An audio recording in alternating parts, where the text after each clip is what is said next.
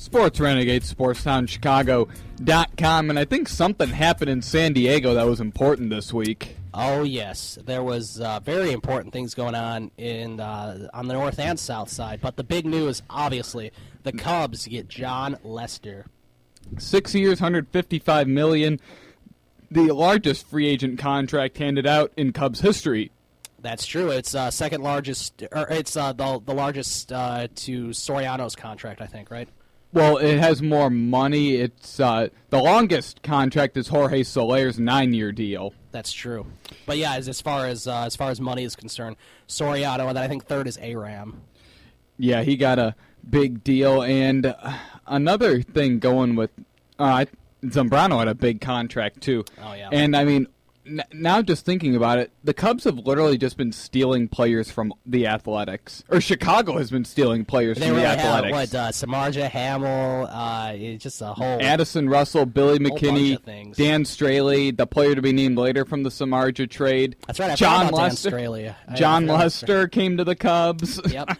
They've literally been just taking And also, players. before the Lester deal, of course, the Cubs traded for Miguel Montero. The Cubs gave up a couple prospects, nothing too major, though. Yeah, they did give up one guy that looked like he'd have a promising future in Jefferson Mejia.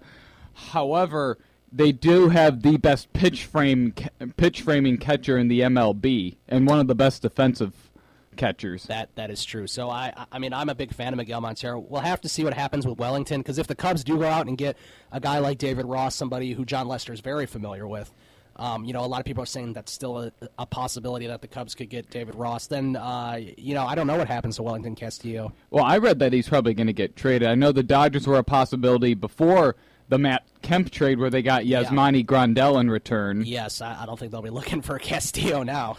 Yeah, no, it's been not, especially when they still have A.J. Ellis, who's Clayton Kershaw's personal catcher. Maybe there's an in-city trade with the White Sox. I mean, Castillo is a little better than Tyler Flowers. He's actually a lot better than Tyler Flowers. So, you'll have to see what happens there. But, I do like the promise of Wellington Castillo, and I think if you get David Ross, I think you should try to save Wellington Castillo, have him worked out in the minors a little bit. I don't know how degrading that is to Wellington, but I mean, I think a little time in the minors couldn't hurt, obviously. So, you have to see what happens. But, the Cubs could still be going after Shields as possible. No, it's not. I'm not ruling anything out. I mean, I don't think the Cubs will do it, but Shields is still on the market. Scherzer is still on the market, unless he gets the money that he claims he deserves from Detroit. We'll have to see. Detroit's out. Yeah. They offered him a 7-year, $160 million contract, and Scott Boras' agent got insulted. Yeah, see, I don't know why you're insulted by that. I mean, Scherzer's great, but, the Lester deal was 6 years, $155, right? Plus, he's getting a $30 million signing bonus that will be presented throughout the 6 years. Yeah. And he's got a vesting option for a 7th year. I heard that the $30 million, I think $20 million of that is just going to be like a check that's written out to him. They literally, that was just kind of like an upfront signing bonus, and the other 10 will be spread out throughout the 6 years of the deal, and he seems really happy to sign with the Cubs. Because I think he liked the fact that it wasn't, a sales pitch. It was just like, here's the money that we think you deserve. Do you want to be the guy? Because now he's the guy. He's the ace.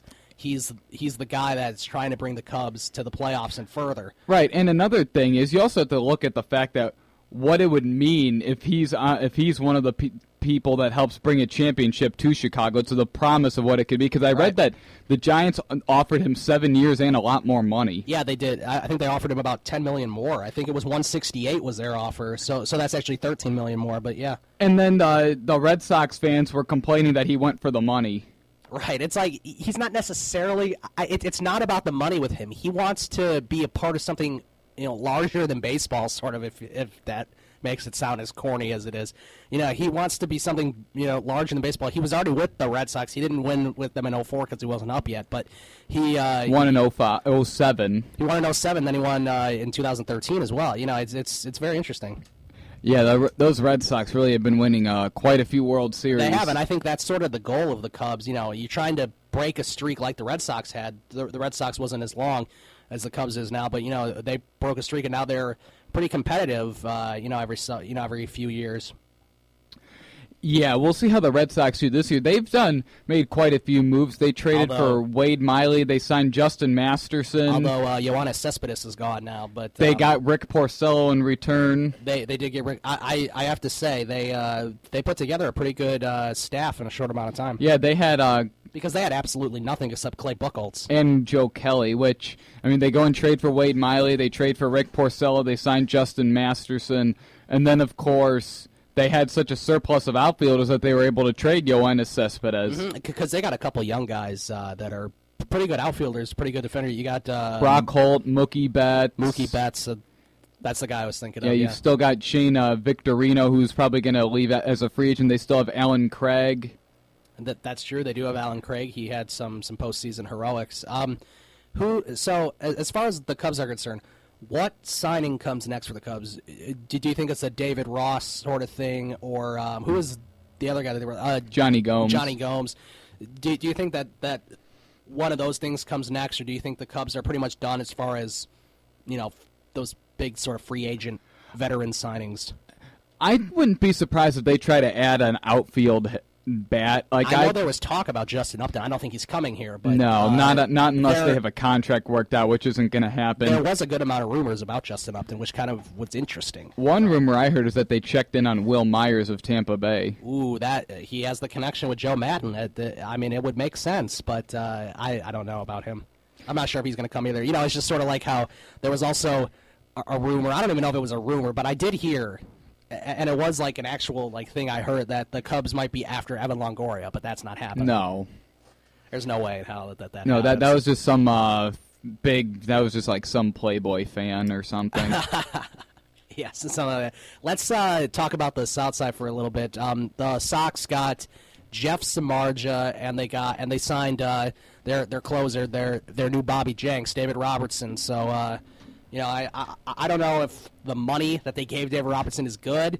It's sort of unheard of for a bullpen pitcher to have 4-year, $44 million, but $46 million, and then don't forget they give up a second-round draft pick to sign him. That could come back because who knows that second-round draft pick could be somebody pretty good. Right, and don't forget the Cubs gave up nothing for John Lester.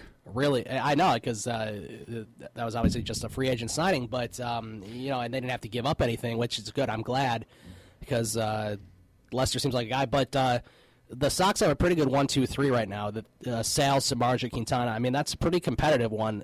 That's one that can take you all the way down the stretch there in being competitive in the AL Central.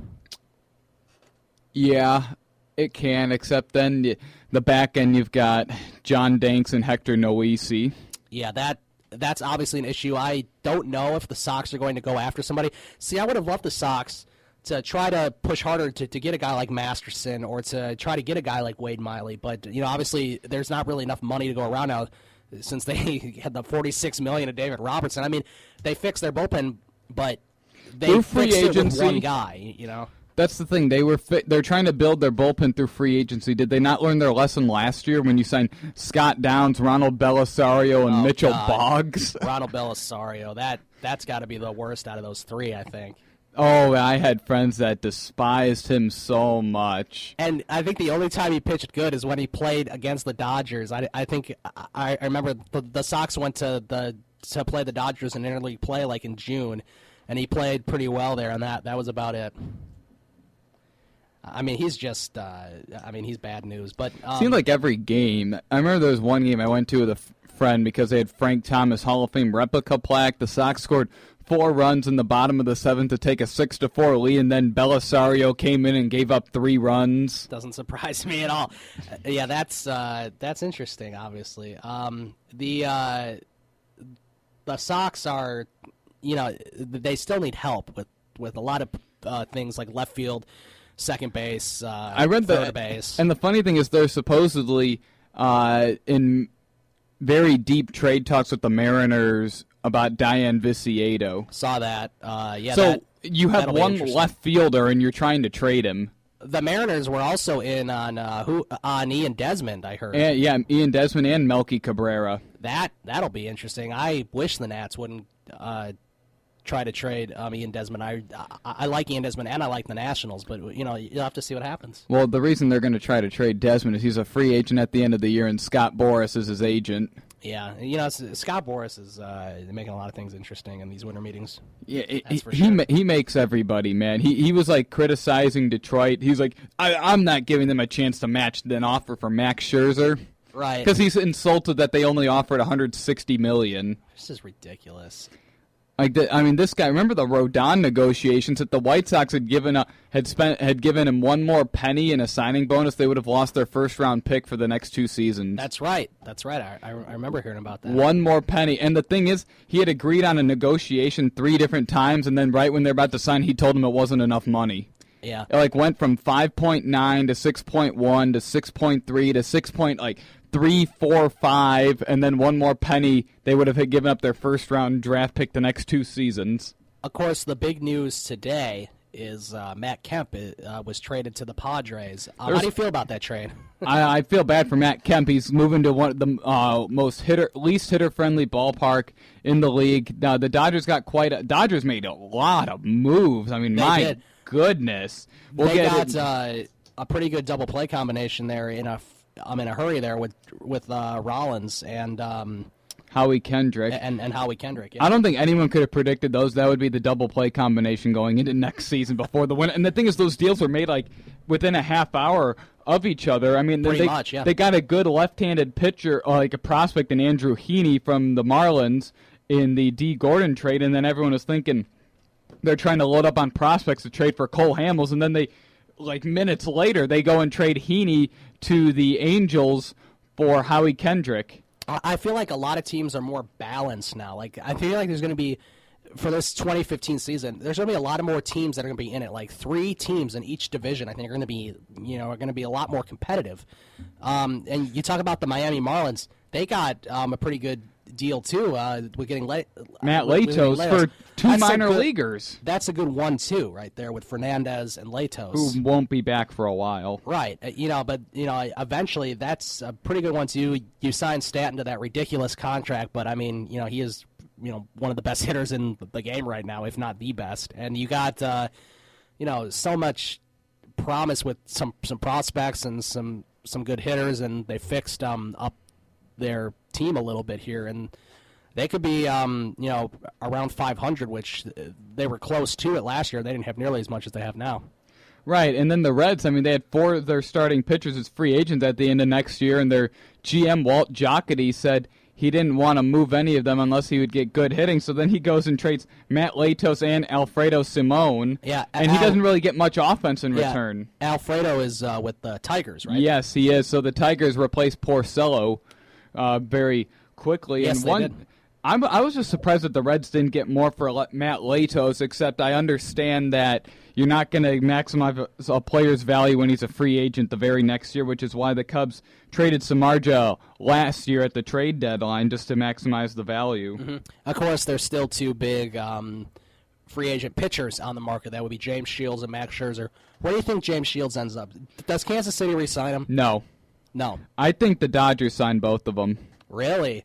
I know that they have the means to do it. That would be one hell of a team again. I mean, Kershaw, I don't know if Zach Greinke would be around if that happens. But Greinke, well, the Dodgers are in the market for 2 more starters. Yeah. And they have listen to all these moves they made. Dodgers trade Drew Butera to the Angels for cash considerations.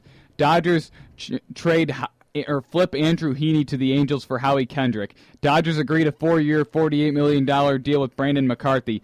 Dodgers trade D. Gordon and Dan Herron to the Marlins for Andrew Heaney and other minor leaguers in a 7-player deal.